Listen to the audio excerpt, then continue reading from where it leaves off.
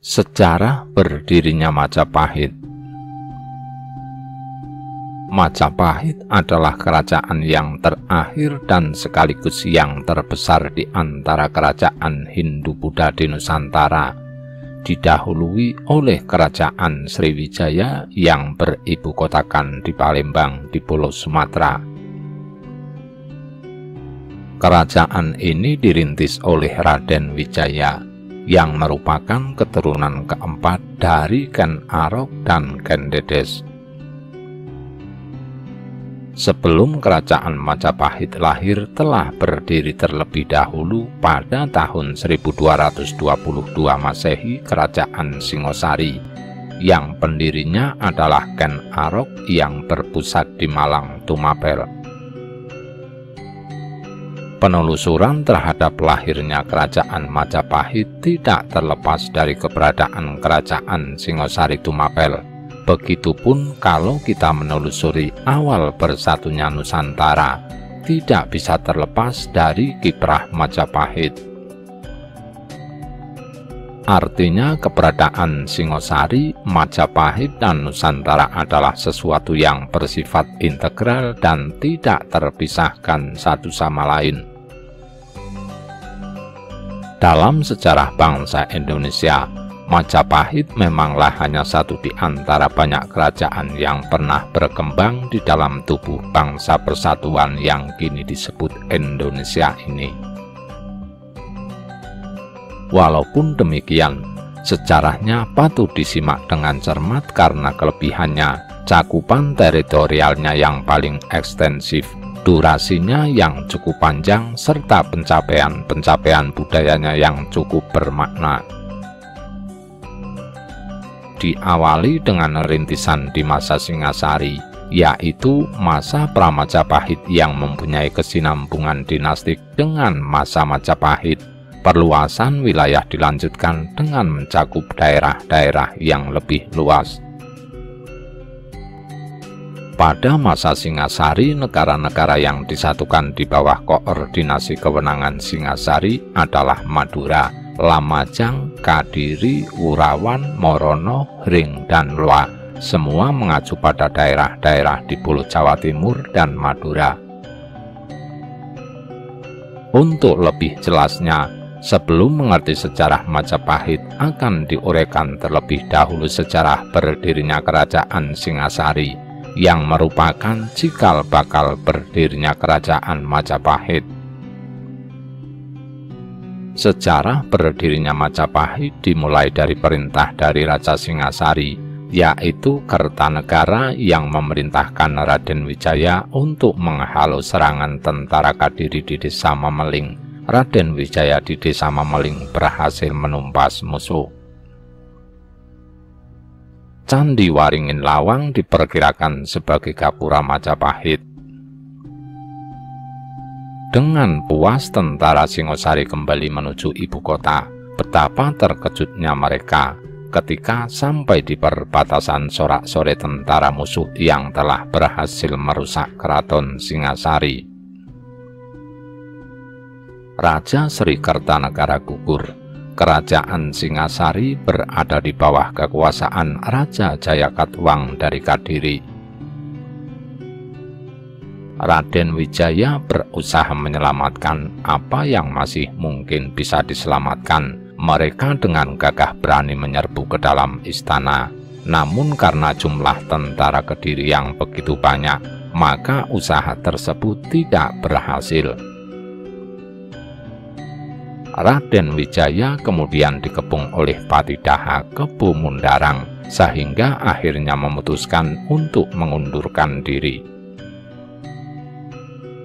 Raden Wijaya dengan pengikutnya Lembu Sora, Gajah Pakon, Medang Dangli, Malu Sawagal, Nambi, Banyak Kabuk, Kebu Kapatengan, Wirota, Wiragati, dan Pamandana lari melintas sawah yang baru habis dibajak.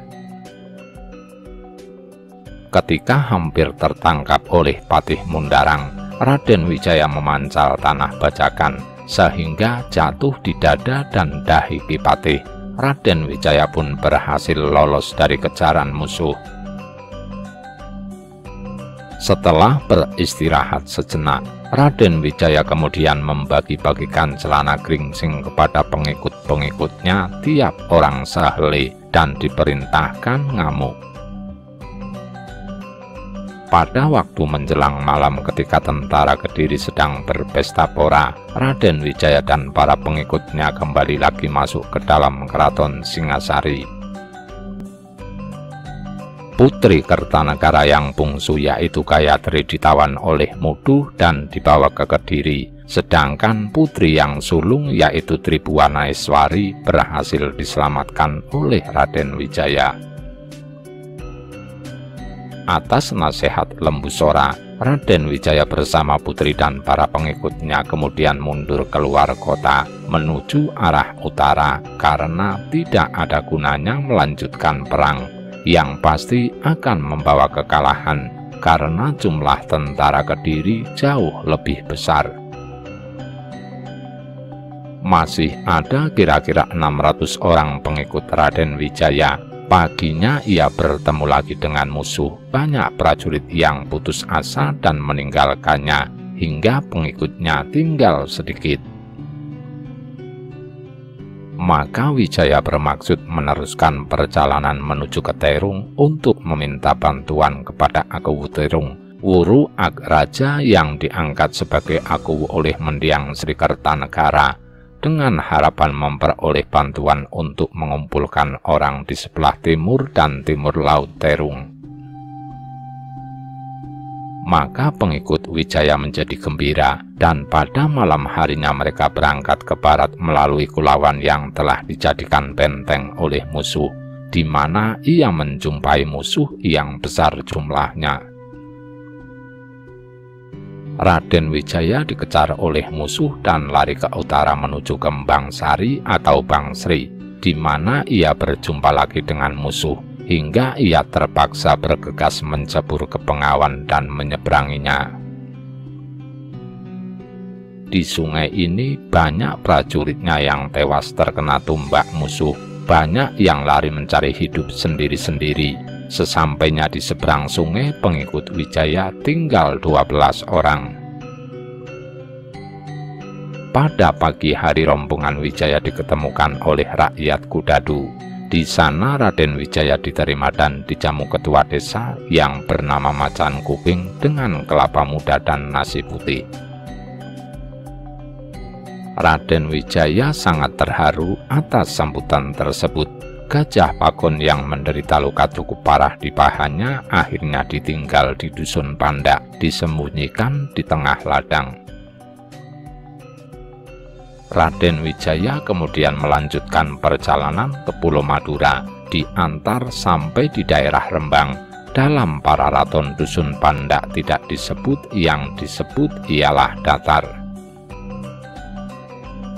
Lempengan tembaga yang terdapat di Gunung Butak di daerah Mojokerto yang dikeluarkan oleh Raden Wijaya setelah menjadi Raja Majapahit terkenal dengan piagam Kudadu sebagai ungkapan terima kasih Raden Wijaya kepada ketua dusun Kudadu yang pernah menerimanya dengan ramah sebelum melanjutkan perjalanan ke Madura.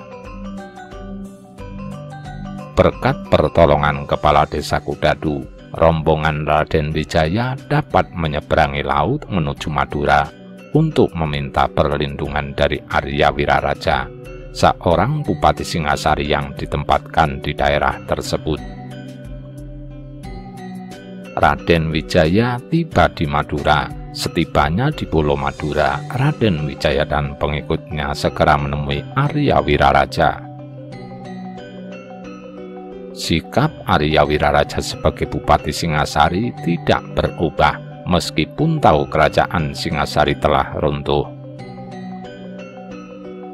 Sambutan yang demikian membuat Raden Wijaya terharu, sehingga menjanjikan apabila berhasil mengembalikan kekuasaan yang telah direbut Jayakatwang, maka wilayah kerajaan setengahnya akan diberikan kepada Arya Wiraraja. Arya Wiraraja sangat senang mendengar janji Raden Wijaya dan akan berupaya mengerahkan segala kekuatan yang dimilikinya untuk mewujudkan keinginan Raden Wijaya tersebut. Arya Wiraraja juga memberi nasihat agar Raden Wijaya menyerah dan mengabdi kepada Prabu Jayakatwang di Kediri, dan selama tinggal di istana, Raden Wijaya diminta menyelidiki sampai di mana kekuatan tentara Kediri. Setelah itu, Raden Wijaya diminta mengajukan permohonan kepada Prabu Jayakatwang untuk membuka hutan dan tanah tandus di daerah Tarik, dan Arya Wiraraja akan mengirimkan orang-orang Madura untuk membantunya. Konon buah maja ditemukan pada saat Raden Wijaya diizinkan membuka hutan Tarik. Demikianlah Arya Wiraraja kemudian mengirimkan utusan ke Kadiri untuk menyampaikan bahwa Raden Wijaya menyerah dan bermaksud untuk mengabdi kepada Prabu Jayakatwang. Permohonan tersebut disetujui oleh Prabu Jayakatwang. Raden Wijaya kemudian berangkat ke Kadiri dengan diantar oleh Arya Wiraraja sampai di daerah Terung, dan Raden Wijaya kemudian dijemput oleh Patih Kadiri, yaitu Sakarawinotan dan Yangkung Angelo di daerah Jungpiru. Adapun Tribuananeswari yang turut serta dalam perjalanan Raden Wijaya ke Madura dititipkan kepada Arya Wiraraja. Kedatangan Raden Wijaya dan para pengikutnya di Kadiri bertepatan dengan perayaan Hari Raya Galungan. Setelah cukup lama mengabdi di Kadiri, Raden Wijaya kemudian mengusulkan untuk membuka daerah Tarik, daerah Sidoarjo, menjadi hutan perburuan bagi Prabu Jayakatwang yang suka berburu. Usul tersebut segera disetujui tanpa curiga. Daerah Tarik terletak di tepi Sungai Brantas dekat pelabuhan Canggu yang sekarang terletak di sebelah timur Mojokerto. Raden Wijaya segera mengirim Wirondaya ke Sumenep, Madura untuk melaporkan persetujuan tersebut kepada Bupati Madura, Arya Wiraraja. Arya Wiraraja kemudian mengerahkan orang Madura untuk membuka hutan Tarik. Dalam waktu singkat, hutan Tarik berhasil dibuka, dan orang Madura yang membantu pembukaan hutan tersebut kemudian menetap di daerah tersebut. Daerah tersebut kemudian dinamakan Majapahit atau Wilwatikta. Konon pada saat itu, seorang tentara yang haus mencoba memakan buah maja yang banyak terdapat pada tempat itu, dan menemukan bahwa ternyata rasanya pahit, sehingga daerah itu dinamai demikian. Wilwa artinya buah maja, tikta artinya pahit. Setelah hutan Tarik berhasil dibuka, Raden Wijaya kemudian minta izin kepada Prabu Jayakatwang untuk menengok daerah tersebut. Prabu Jayakatwang mengizinkan asal tidak lama tinggal di daerah tersebut. Demikianlah akhirnya Raden Wijaya berangkat bersama pengiringnya pada hari Mertamasa. Pada hari ketujuh, Raden Wijaya akhirnya sampai di daerah Tarik dan tinggal di pesanggerahan yang terbuat dari bambu yang dikelilingi kolam. Panji Wijayakrama memberikan uraian yang sangat jelas tentang keberadaan daerah Majapahit sebagai berikut. Kota yang dibangun menghadap ke sungai yang besar, yaitu Sungai Brantas yang mengalir dari Kediri sampai ke laut. Sungai kecil yang mengalir dari selatan, yaitu Kalimas yang pada zaman tersebut disebut Kali Kancana. Perahu dagang hilir mudik silih berganti dikemudikan oleh orang Madura. Orang Madura mengalir tak putus-putusnya ke Majapahit. Mereka menetap di Majapahit bagian utara yang dinamakan Wirasaba. Di sebelah tenggara kota adalah jembatan. daerah yang dibuka sebagian besar berupa sawah dan perkebunan yang ditanami bunga, pucang, pinang, kelapa, dan pisang. Telah tersedia tahta dari batu putih tempat duduk Raden Wijaya yang dinamakan Wijil Pindo, yang artinya pintu kedua. Raden Wijaya pandai mengambil hati rakyat Majapahit yang baru saja menetap di daerah Tari. Orang-orang dari Daha dan Tumapel kemudian banyak yang menetap di daerah Majapahit. Di desa ini, Raden Wijaya kemudian memimpin dan menghimpun kekuatan, khususnya rakyat yang loyal terhadap mendiang Prabu Kertanegara yang berasal dari daerah Daha dan Tumapel. Arya Wiraraja sendiri menyiapkan pasukannya di Madura untuk membantu Raden Wijaya bila saatnya diperlukan. Rupanya ia pun kurang menyukai Raja Jayakatwang.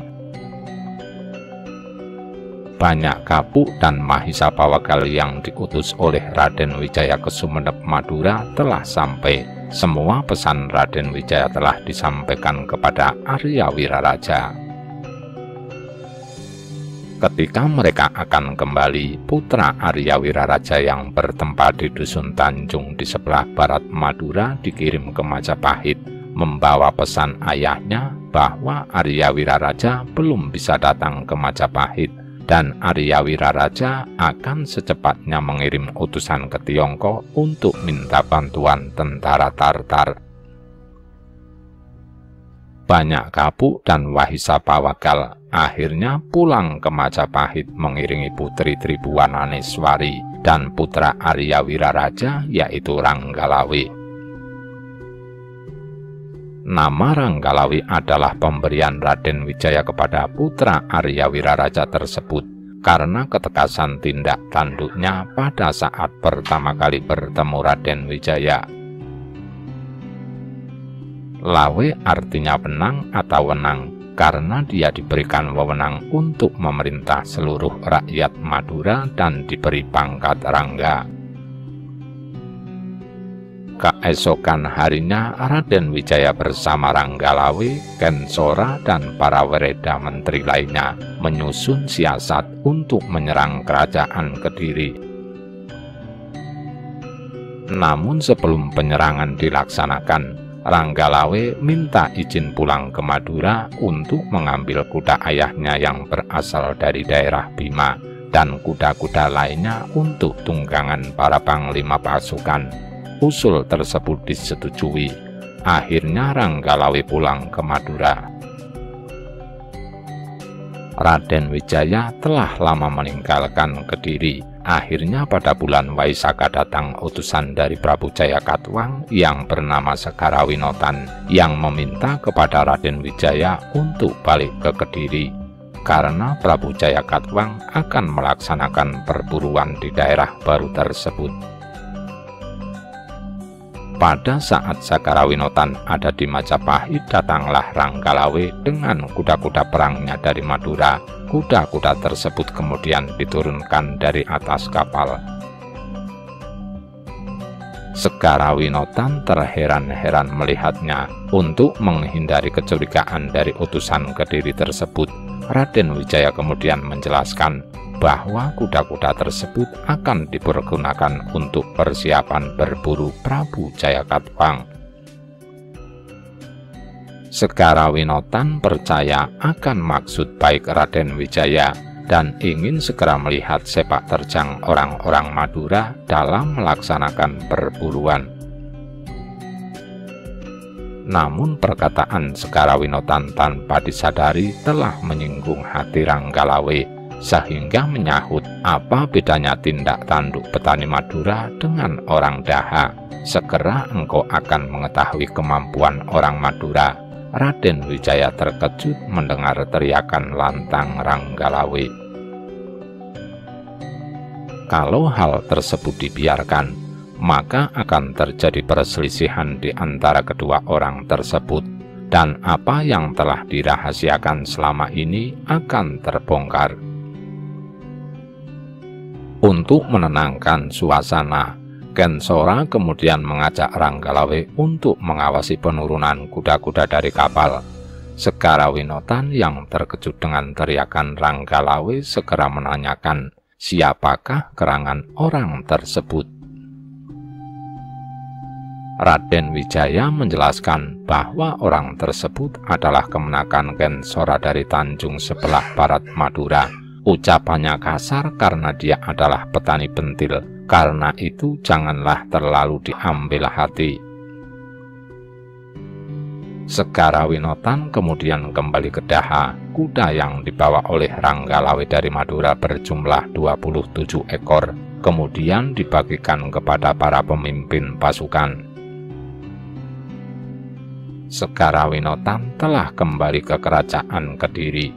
Kemudian melaporkan ke hadapan Prabu Jayakatwang persiapan berburu yang telah dilakukan oleh Raden Wijaya tanpa mengetahui keadaan yang sebenarnya. Maklumlah, selama di daerah Tarik, Segarawinotan hanya diterima di daerah Warasaba dan tidak diberi kesempatan untuk melihat keadaan kota.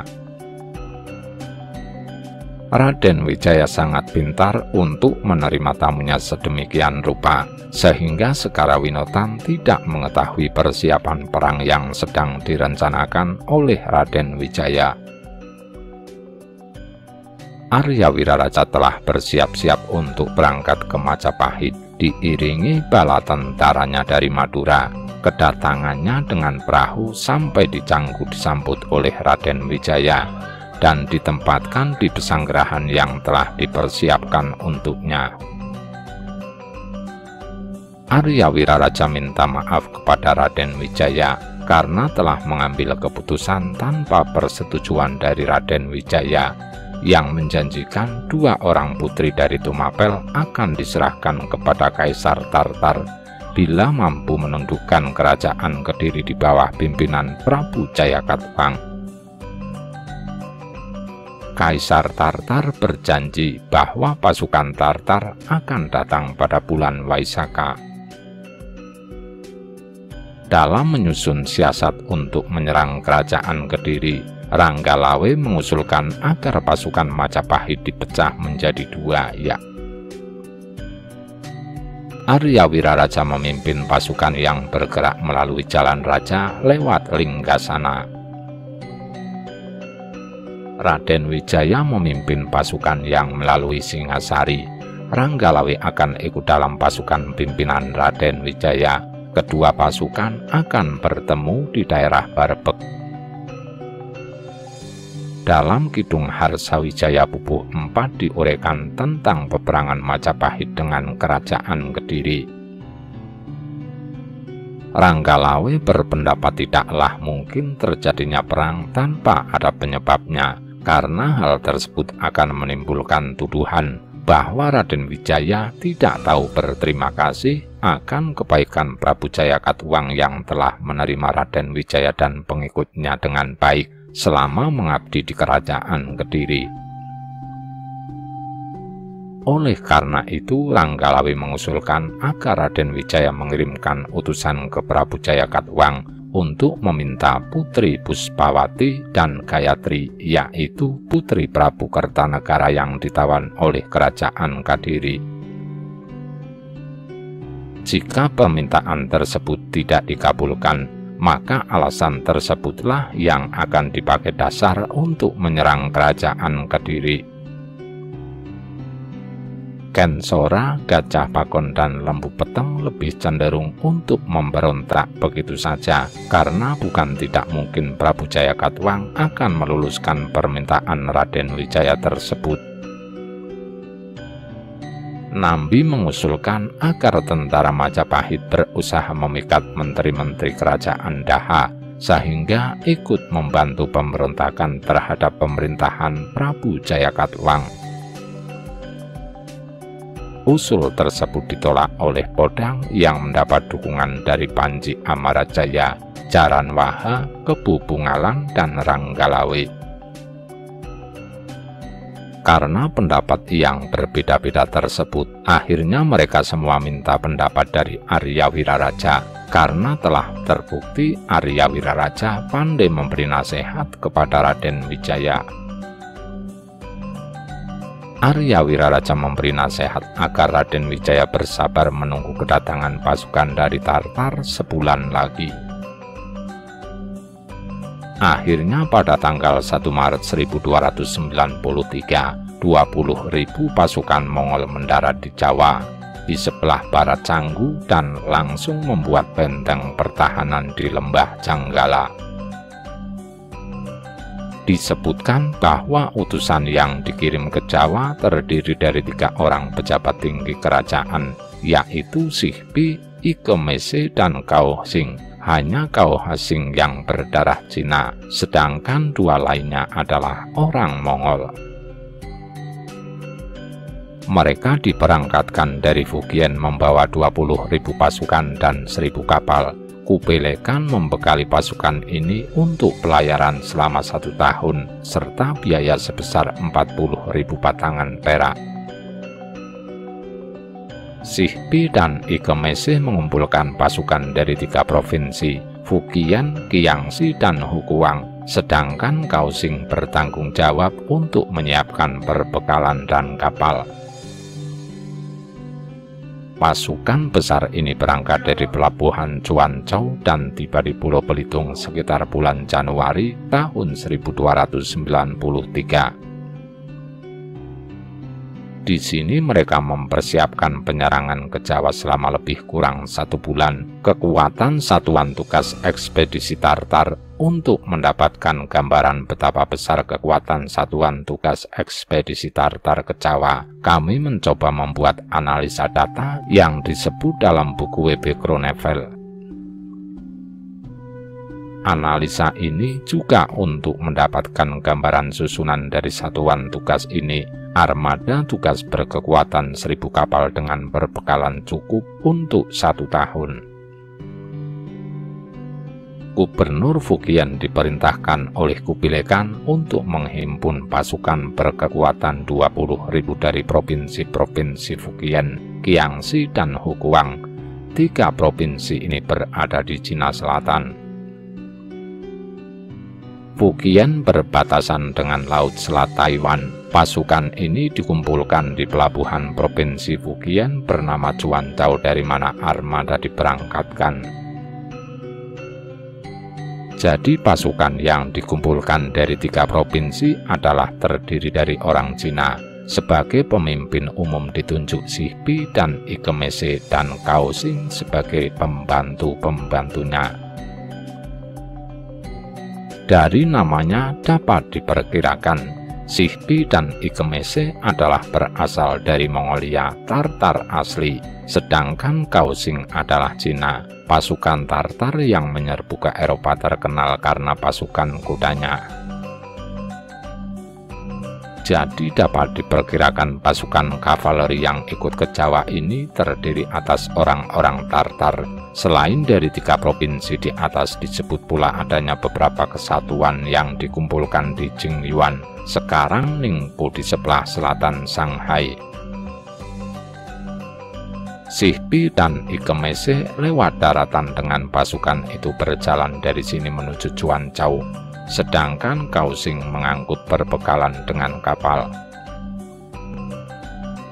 Jadi diperkirakan pasukan yang berkumpul di Ningpo ini adalah kesatuan-kesatuan berkuda atau kavaleri yang disebut dalam laporan Sihpi berkekuatan 5.000 orang, kiranya terdiri dari orang-orang Tartar. Maka dapat diperkirakan ekspedisi yang berkekuatan 20.000 orang ini terbagi dalam infanteri 15.000 orang. Dalam kronik Cina itu tidak disebut berapa besar jumlah awak kapal yang 1.000 buah itu. Kalau tiap kapal berawak kapal 10 orang, maka seluruhnya akan berjumlah 10.000 orang pelaut. Jadi seluruh ekspedisi ini berkekuatan 1.000 kapal, kira-kira 30.000 prajurit dan 5.000 kuda. Sesampainya di Tuban, ekspedisi tersebut 1/2 dari kekuatan tempur didaratkan di sini dan menuju Pajakan lewat darat. Bagian yang lewat darat ini dipimpin oleh Kausing terdiri atas kavaleri dan infanteri, sedang seorang Commander of 10,000 atau Pangleksa memimpin pasukan pelopor. Sihpi dengan 1/2 bagian lainnya menuju ujung Galuh lewat laut, membawa perbekalan armada dipimpin oleh Ikemese. Kiranya bagian yang dengan kapal ini adalah kesatuan-kesatuan bantuan dan senjata bantuan, kesatuan perbekalan dan kesatuan senjata berat, pelempar peluru atau batu.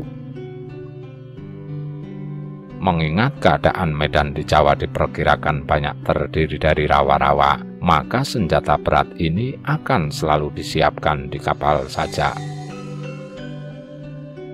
Bagian terbesar dari ekspedisi ini adalah kesatuan infanteri, maka dapat diperkirakan seluruh kekuatan ekspedisi terbagi atas kesatuan kavaleri 5.000 orang, kesatuan infanteri kira-kira 10.000 orang, dan kesatuan bantuan kira-kira 5.000 orang yang dapat dipakai sebagai bantuan cadangan. Perjalanan menuju Pulau Belitung yang memakan waktu beberapa minggu melemahkan bala tentara Mongol karena harus melewati laut dengan ombak yang cukup besar. Banyak prajurit yang sakit karena tidak terbiasa melakukan pelayaran. Di Belitung mereka menebang pohon dan membuat perahu atau boot berukuran lebih kecil untuk masuk ke sungai-sungai di Jawa yang sempit, sambil memperbaiki kapal-kapal mereka yang telah berlayar mengarungi laut cukup jauh. Penyerangan kerajaan Kediri pada bulan kedua tahun itu, Ikemese bersama pejabat yang menangani wilayah Jawa dan 500 orang menggunakan 10 kapal berangkat menuju ke Jawa untuk membuka jalan bagi bala tentara Mongol yang dipimpin oleh Sihpi. Ketika berada di Tuban, mereka mendengar bahwa Raja Kertanegara telah tewas dibunuh oleh Jayakatwang, yang kemudian mengangkat dirinya sebagai Raja Singasari. Oleh karena perintah Kubilekan adalah menundukkan Jawa dan memaksa Raja Singasari siapapun orangnya untuk mengakui kekuasaan bangsa Mongol, maka rencana menjatuhkan Jawa tetap dilaksanakan. Sebelum menyusul ke Tuban, orang-orang Mongol kembali berhenti di Pulau Karimun Jawa untuk bersiap-siap memasuki wilayah Singasari. Setelah berkumpul kembali di Tuban dengan bala tentara Mongol, Ikemese mengetahui kalau Kertanegara memiliki ahli waris bernama Raden Wijaya. Ia pun mengirim utusan menemui Raden Wijaya yang berkampung di Majapahit. Raden Wijaya bersedia menyerah dan tunduk kepada Mongol, asalkan terlebih dahulu dibantu mengalahkan Jayakatwang Raja Kediri. Ikemese kemudian diundang ke desa Majapahit. Diputuskan bahwa Ikemese akan membawa setengah dari pasukan, kira-kira sebanyak 10.000 orang berjalan kaki menuju Singasari. Selebihnya tetap di kapal dan melakukan perjalanan menggunakan sungai sebagai jalan masuk ke tempat yang sama. Sebagai seorang pelaut yang berpengalaman, Ikemese yang sebenarnya adalah suku Uighur dari pedalaman Cina, bukannya bangsa Mongol, mendahului untuk membina kerjasama dengan penguasa-penguasa lokal yang tidak setia kepada Jayakatwang. Kisah serangan Mongol terhadap Jawa tersebut tercantum dalam catatan sejarah dinasti Yuan yang telah diterjemahkan oleh W.V. Grenevel dalam bukunya Notes on the Malay Archipelago and Malacca, Compiled from Chinese Course. Menurut cerita para raton, permohonan Arya Wiraraja kepada Kaisar Tiongkok untuk memperoleh bantuan dalam usahanya menyerang kerajaan Kediri dengan janji 2 orang putri dari Tumapel dan 1 putri dari kerajaan Kediri, yaitu Ratna Kesari, pada hakikatnya adalah bumbu romantis dari pengiriman tentara tersebut. Tanpa permohonan bantuan dan janji tersebut, tentara Tartar pasti datang ke Jawa untuk menuntut balas atas penghinaan utusannya yang bernama Mengki oleh Prabu Kertanegara.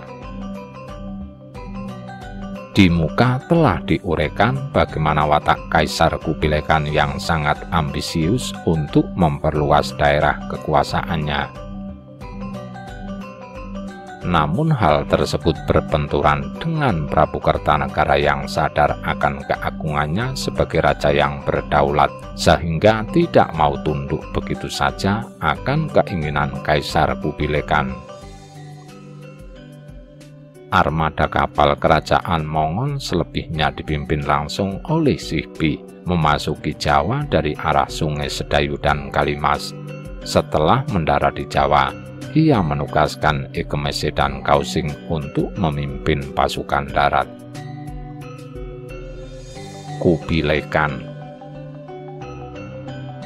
Beberapa panglima pasukan 10.000-an turut mendampingi mereka. Sebelumnya, 3 orang pejabat tinggi diberangkatkan menggunakan kapal cepat menuju ke Majapahit untuk mempermudah gerakan bala tentara asing itu. Raden Wijaya memberi kebebasan untuk menggunakan pelabuhan-pelabuhan yang ada di bawah kekuasaannya dan bahkan memberikan panduan untuk mencapai Daha, ibu kota Singasari. Ia juga memberikan peta wilayah Singasari kepada Sihbi yang sangat bermanfaat dalam menyusun strategi perang menghancurkan Jayakatwang. Selain Majapahit, beberapa kerajaan kecil turut bergabung dengan orang-orang Mongol, sehingga menambah besar kekuatan militer sudah sangat kuat ketika berangkat dari Cina. Persekongkolan ini terwujud sebagai ungkapan rasa tidak suka mereka terhadap Raja Jayakatwang yang telah membunuh Kertanegara melalui sebuah kudeta yang keji. Berita pendaratan pasukan dari Tartar telah tersiar sampai di Kerajaan Kediri. Berita pendaratan tersebut ditambah dengan pemberontakan rakyat Majapahit dan penduduk di sebelah timur Tegal Bobotsari dipimpin oleh Arya Wiraraja. Berita tersebut menimbulkan keributan antara rakyat dan tentara Kediri. Segarawinotan dituduh berkhianat kepada raja karena memberikan laporan yang tidak sebenarnya. Segala kesalahan ditumpahkan kepadanya. Puncak keributan tersebut berupa penghunusan keris oleh Keburubuh yang siap ditikamkan kepada Segarawinotan, tetapi dengan cepat berhasil dicegah oleh Prabu Jayakatwang. Pada saat itu datang Aku di Tuban yang memberikan laporan bahwa tentara Tartar telah mendarat di daerah tersebut. Mereka merusak kota Tuban. Rakyat banyak yang lari mengungsi. Prabu Jayakatwang menyadari bahwa negara benar-benar dalam keadaan terancam. Pasukan harus segera dipersiapkan untuk menghadapi musuh yang akan datang. Untuk membendung tentara Tartar dan Majapahit, akhirnya diputuskan tentara Kediri akan dibagi dalam 3 pertahanan. Mahisa Antaka dan Bowong memimpin pertahanan di bagian utara. Prabu Jayakatwang ikut dalam pertahanan di sini. Segarawinotan dan Senopati Rangga Janur memimpin pertahanan di bagian timur. Kebu Mundarang dan Senopati Pangelet memimpin pertahanan bagian selatan. Prabu Jayakatwang sangat marah kepada Raden Wijaya, sehingga memutuskan menyerang musuh yang sedang bergerak. Tentara Kadiri menyerang Majapahit dari 3 jurusan, yaitu front utara dipimpin oleh para adipati dan anjuru, front selatan dipimpin oleh Menteri Araraman, dan front timur dipimpin oleh prajurit yang langsung berhadapan dengan pasukan dari Majapahit. Namun semuanya dapat dipukul mundur oleh pasukan Majapahit dan Mongol. Pada bulan ketiga tahun 1293, Setelah seluruh pasukan berkumpul di mulut Sungai Kalimas, penyerbuan ke kerajaan Kediri mulai dilancarkan.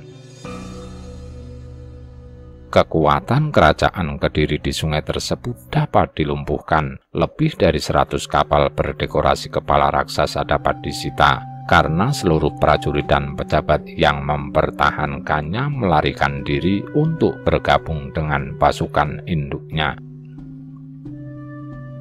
Peperangan besar baru terjadi pada hari ke-15 bila dihitung semenjak pasukan Mongol mendarat dan membangun kekuatan di Muara Kalimas, di mana bala tentara gabungan Mongol dengan Raden Wijaya berhasil mengalahkan pasukan Kediri.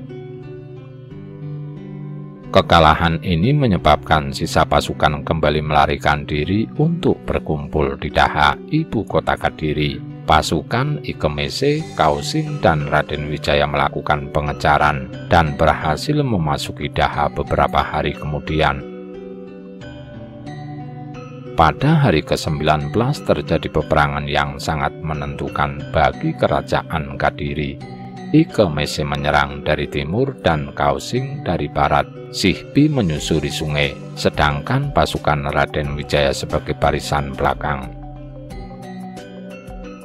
Perang meletus tanggal 20 Maret 1293 pagi. Kota Daha digempur 3 kali. Meskipun sudah dijaga 100.000 orang prajurit, gabungan pasukan Cina dan Raden Wijaya berhasil membinasakan 5.000 tentara Daha.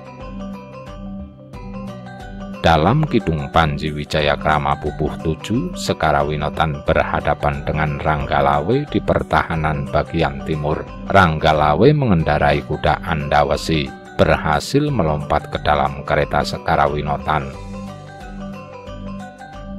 Dalam pertempuran di atas kereta tersebut, Ranggalawe berhasil memotong leher Sekarawinotan sampai tewas. Di bagian selatan, Kensora berhasil menangkap Kebu Mundarang di Lurah Trinipanti. Kebu Mundarang yang sudah tidak berdaya berjanji untuk menyerahkan anak perempuannya kepada Kensora, namun Kensora tidak sudi mendengarnya. Dalam peperangan ini dikatakan bahwa pasukan Mongol menggunakan meriam yang pada zaman itu masih tergolong langka di dunia. Terjadi 3 kali pertempuran besar antara kedua kekuatan yang berseteru ini di keempat arah kota dan dimenangkan oleh pihak para penyerbu. Pasukan Kediri terpecah 2, sebagian menuju sungai dan tenggelam di sana karena dihadang oleh orang-orang Mongol, sedangkan sebagian lagi sebanyak lebih kurang 5.000 dalam keadaan panik. Akhirnya terbunuh setelah bertempur dengan tentara gabungan Mongol Majapahit. Salah seorang anak Jayakatwang yang melarikan diri ke perbukitan di sekitar ibu kota dapat ditangkap dan ditawan oleh pasukan Kausing berkekuatan 1.000 orang. Dengan kekuatan yang tinggal setengah, Jayakatwang mundur untuk berlindung di dalam benteng. Sore hari, menyadari bahwa ia tidak mungkin mempertahankan lagi di Daha, Jayakatwang keluar dari benteng dan menyerahkan diri untuk kemudian ditawan di benteng pertahanan Ujung Galuh. Menurut para raton dan Kidung Harsawijaya, Jayakatwang meninggal dunia di dalam penjara Ujung Galuh setelah menyelesaikan sebuah karya sastra berjudul Kidung Wukir Polaman. Setelah Raja Jayakatwang kalah, Raden Wijaya mohon diri kembali ke Majapahit untuk menyiapkan upeti bagi Kaisar Kubilekan. Kerajaan Kediri telah jatuh. Putri Gayatri kemudian diboyong kembali ke Majapahit. Agaknya timbul perselisihan antara Panglima Cina ini dengan Panglima-Panglima Tartar, Sihbi dan Ikemese, karena kedua orang Panglima ini telah mengizinkan Wijaya kembali ke Majapahit.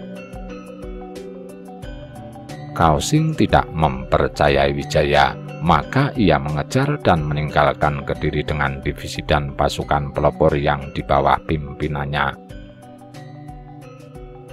Majapahit menghalau tentara Tartar. Sebelum dimulai uraian tentang gerakan-gerakan operasi militer oleh Raden Wijaya terhadap kesatuan-kesatuan Tartar, lebih dahulu kita berusaha mendapatkan gambaran mengenai keadaan, yaitu medan di mana kesatuan-kesatuan baik dari Majapahit maupun dari Tartar. Keuntungan Majapahit adalah bahwa prajurit Majapahit lebih mengenal keadaan medan yang bagi orang Tartar masih sangat asing. Medan berbukit-bukit dan sebagian besar tersusun oleh tanah keras atau bongkah-bongkah karang.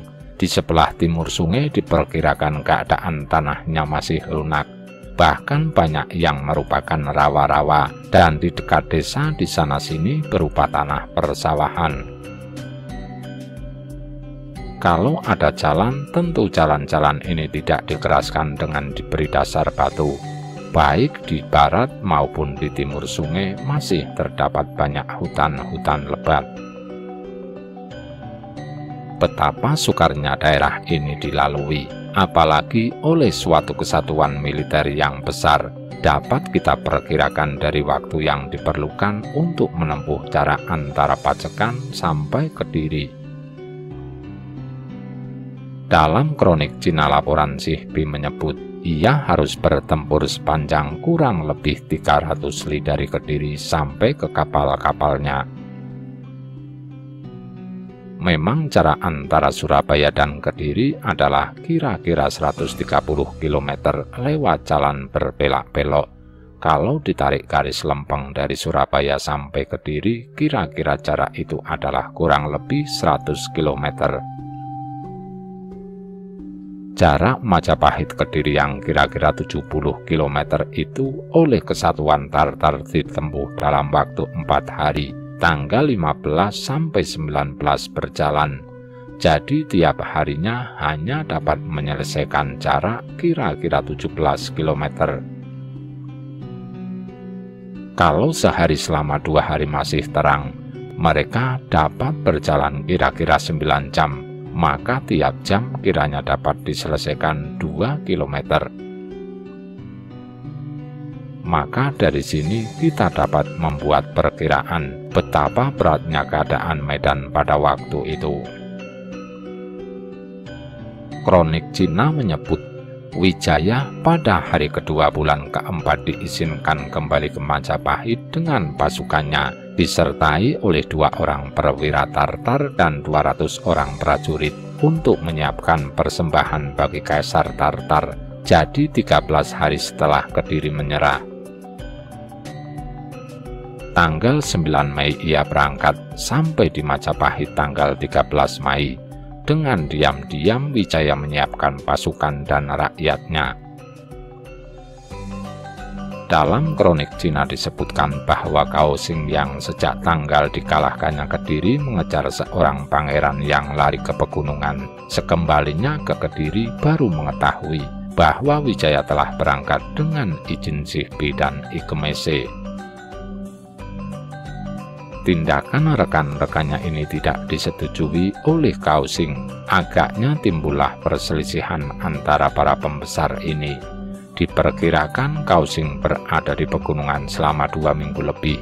Kita buat 16 hari, maka ia diperkirakan kembali pada tanggal 14 Mei.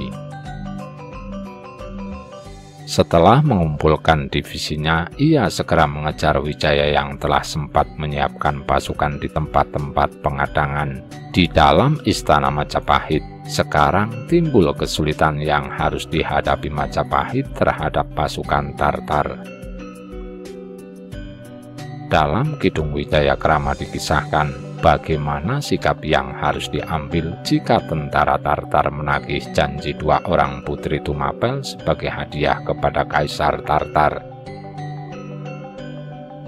Ketika Arya Wiraraja menanyakan hal tersebut, semuanya terdiam, tidak berani menjawab. Ken Sora mengemukakan pendapat bahwa tidak baik memungkiri janji yang telah disepakati.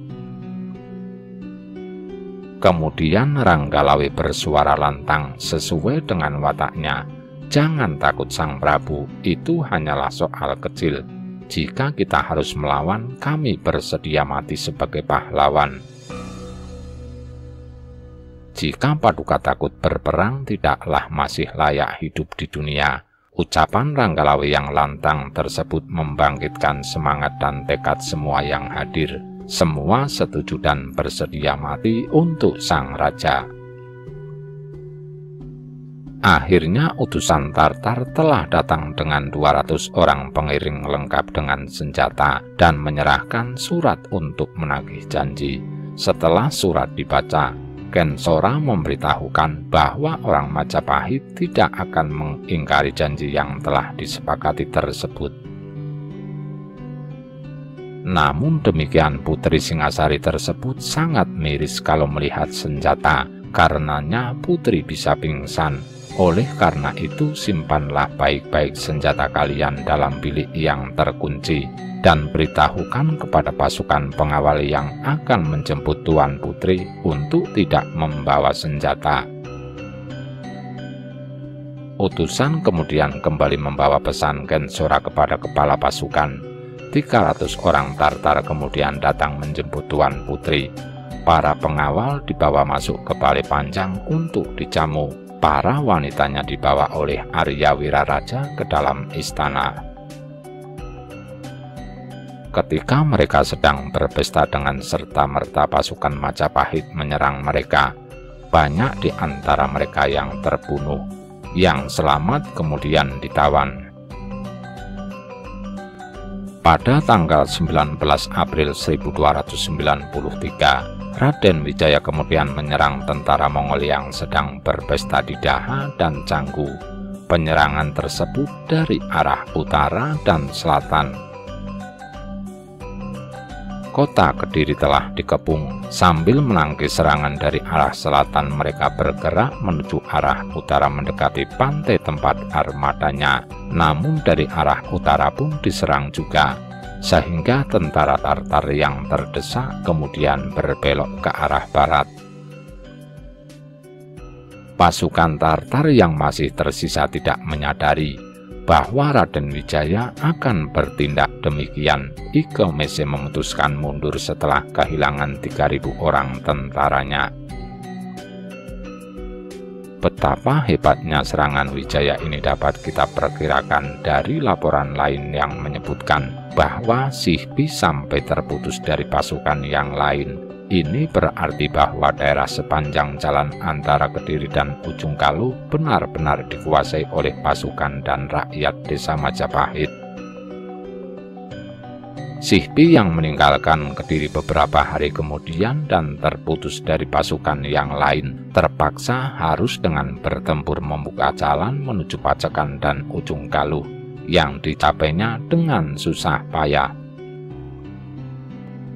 Untuk mencapai kapal-kapalnya di muara sungai, ia harus bertempur sepanjang jalan kira-kira 300 li, kira-kira 100 km. Ia kehilangan lebih dari 3.000 orang tewas dalam pertempuran ini. Ini dapat dibayangkan bagaimana jalan pertempuran dan mengapa Sihbi terpaksa harus menelan kekalahan. Kalau Kausing yang memimpin divisi infanteri dengan pasukan perintisnya yang terlatih dapat mematahkan serangan Wijaya,